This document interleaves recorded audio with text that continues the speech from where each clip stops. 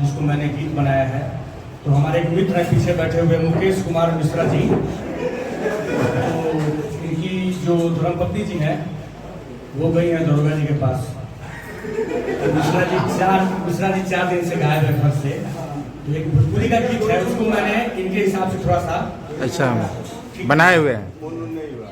सोची सोची जिया हमरो, अरे सोची सोची जिया हमरो, काहे घबराता दरोगा जी हो। 4 दिन से पियवा न पाता दरोगा जी हो। 4 दिन से पियवा न पाता। बगहा में खोजनी चन पटिया, फोन स्विच ऑफ बाटे हो न पावे बतिया। बगहा में खोजनी चन पटिया, फोन स्विच ऑफ बाटे हो न पावे बतिया। अरे मीठ मीठ बोली उनके कहीं ना सुनाता दरोगा जी हो। 4 दिन से पियवा न पाता।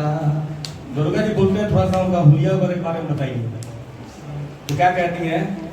सुनर सूरतिया उनकर बड़े बड़े आँख बा, मिश्री बा बोली उनकर चोखे चोखे नाक बा।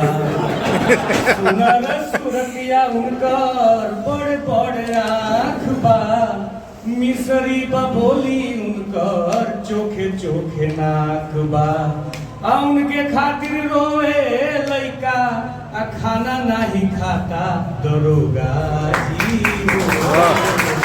4 दिन से पियवा न पाता। दरोगा जी बोलते हैं घबराइए मत, इसका हम लोग उपाय निकालते हैं। क्या बोलते हैं? चिंता मत करी रहुआ, मत रहुआ रोई, आ फोन करी रवि रंजन के उनके पास।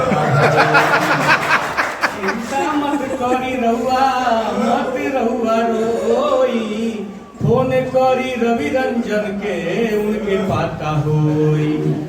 बेटियां बगहा भैंसा लोटन चारों ओर खोजाता दरोगा जी।